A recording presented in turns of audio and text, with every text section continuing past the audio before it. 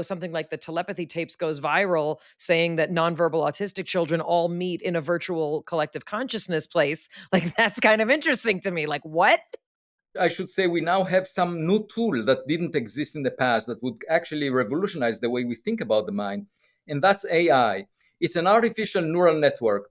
And my point is, we might realize that what we call consciousness, these are just states of a very complex neural network. So once we reach the number of parameters in AI systems that is equivalent to the number of parameters in the human brain, it will exhibit all the phenomena. And when you ask what is free will, for example, I would argue it's actually a result of the human brain being so complex and so unpredictable because of its complexity, and the environment that influences it being so complex as well, that makes our actions unpredictable. So we call it free will, but in reality, it's just we can imitate that by building a neural network that is artificial, that is as complex as the human brain or even more. And when we build AI that is more complex than the human brain, we'll see superhuman intelligence, something that our brain cannot comprehend because it was limited by biological constraints.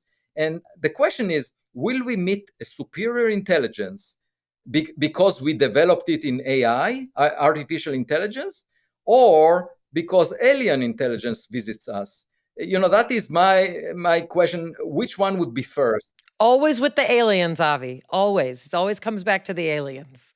I see a connection between what you're both saying.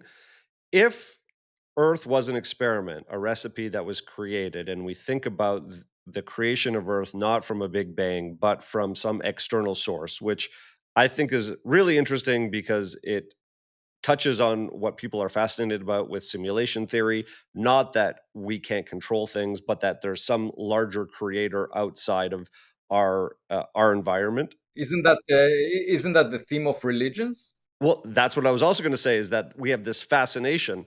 So what I'm really interested in, how the through line and narratives, even from disparate sources, have a commonality that may point to a universal truth of some kind, even if the detail of the story is wrong. But maybe what the fact that everyone is fascinated by something may point to something else. So in your theory of the interstellar gardener, or the creation of the Earth from an outside source, then the question is, well, why create it?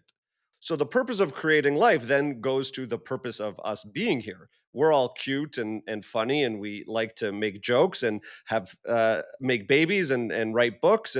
But then the question a lot of the spiritual people ask is, well, what is the larger purpose? Is it simply to propagate the species, or are we here to evolve in some capacity?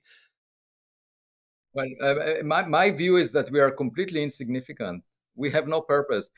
We are just, so we tend to think that we are important. That's what my daughters thought.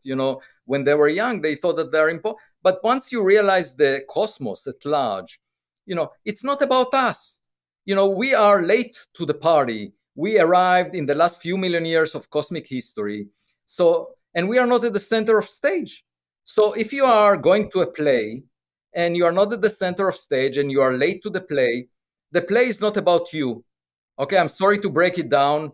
And that is, going against what we want to believe.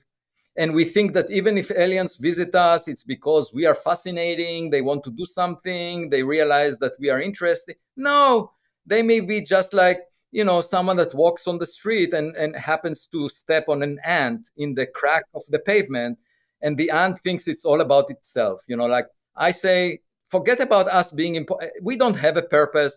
I think we should just enjoy the show. We are in this beautiful show that the cosmos is giving us.